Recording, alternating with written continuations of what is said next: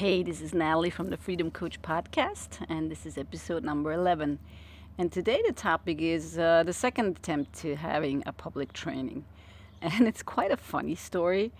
On hindsight, now it's funny, and it wasn't very funny then. It was really a little embarrassing what I did. So when I came back from making the stage, and I want to share with you the learning from that and the lesson from that. It's not just about me telling you a story.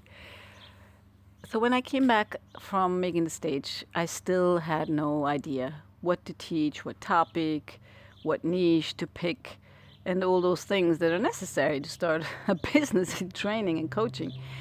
And it was December, and as I was single at that time, what happened was New Year's Eve was coming close, and I had no plans, and I didn't feel like sitting home by myself, so I went to one of those New Year's Eve single parties.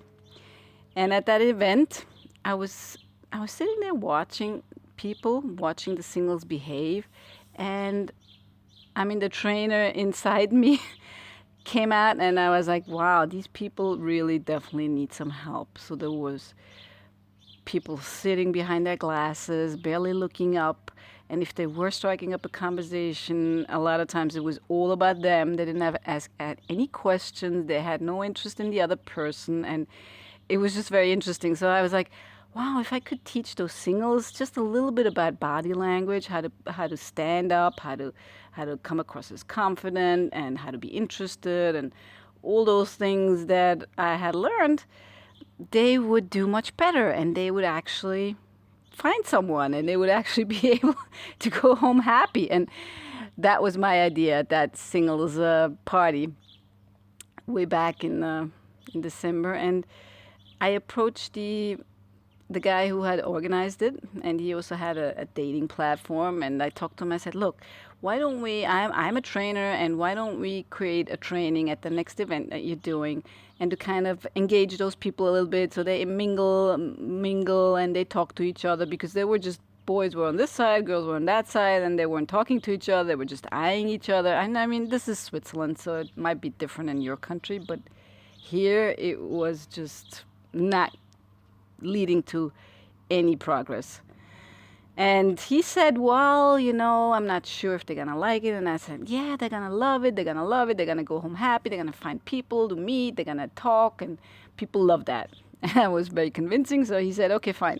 Next single event, 2 months from now, you can do a little training with the people that are there. And there's typically between 50 to 80 people at that event. And you can do a little training.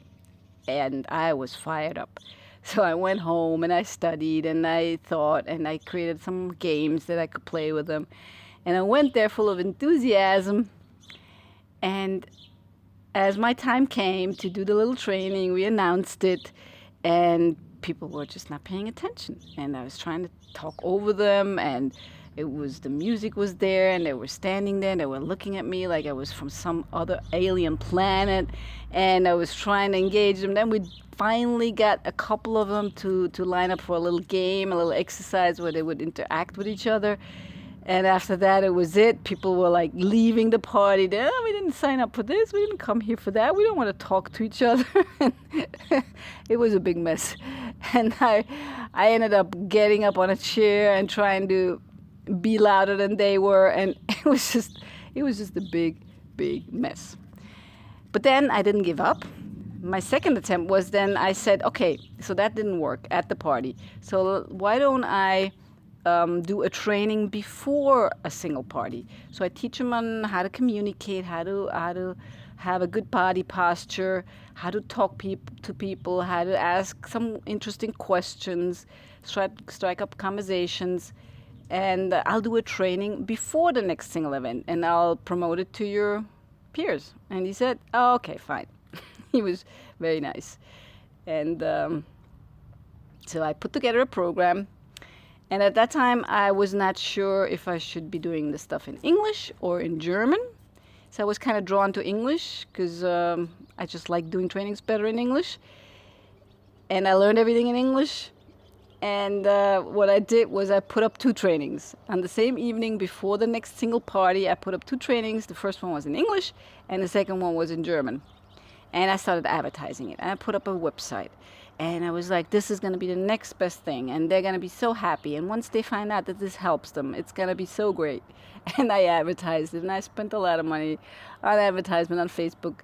And I had a big room. I had a big, beautiful room in the middle of Zurich. That was room for about 100 people. And you know who showed up? 3 people. The first training in English, it was 3 people. Number 1 was my daughter. And number 2 was my daughter's boyfriend. And number 3 was some lady who stumbled across my advertisement on Facebook. And she came. She spoke English. And then I had the next training right after that, back to back, in German. And because they felt so bad for me, they stayed for the German version. And another guy appeared who had registered for the German version. So the second one was in German. And then we went to the party, and it was fun, and it was laughs. And I'm laughing about it now. But back then it was, first of all, the first one, doing it in front of the, I don't know, it was about 70 people.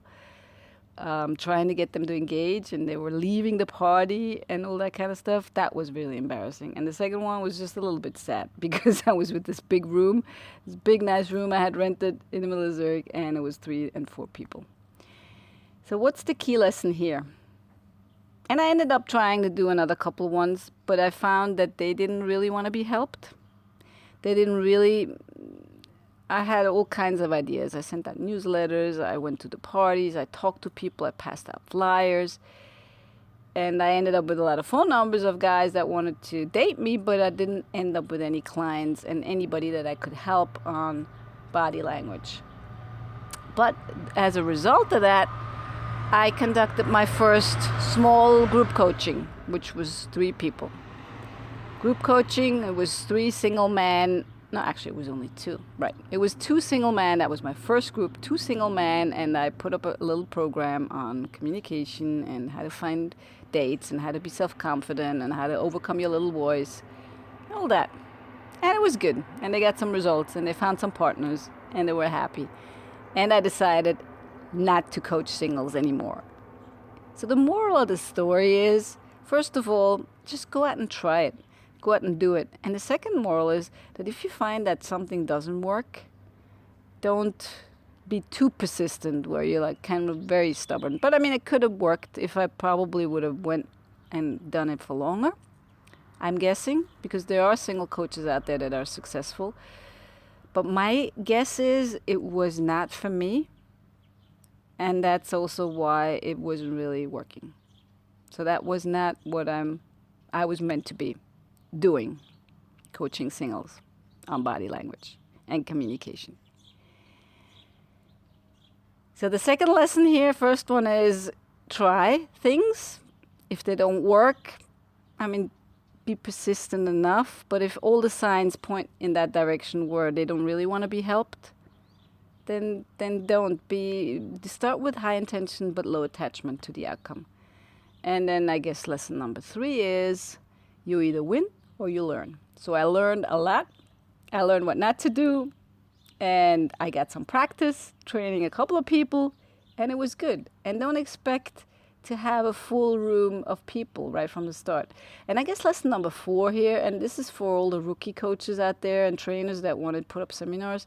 I think going that way, what I tried in the beginning, starting with seminars and workshops, is really hard. So that's, for me, that was my experience. Maybe there's people out there that get up and do it and right away fill their rooms if you have a big network, which I didn't have. Otherwise, I recommend you start the other way around. You start with coaching, then group coaching, build your network, build your client base, and then start doing workshops. This is Natalie Sabrina Dahl.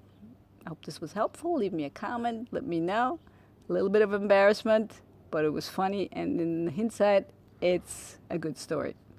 Natalie Sabrina Dahl, Freedom Coach Podcast, episode number 11. And until I hear you again, be free.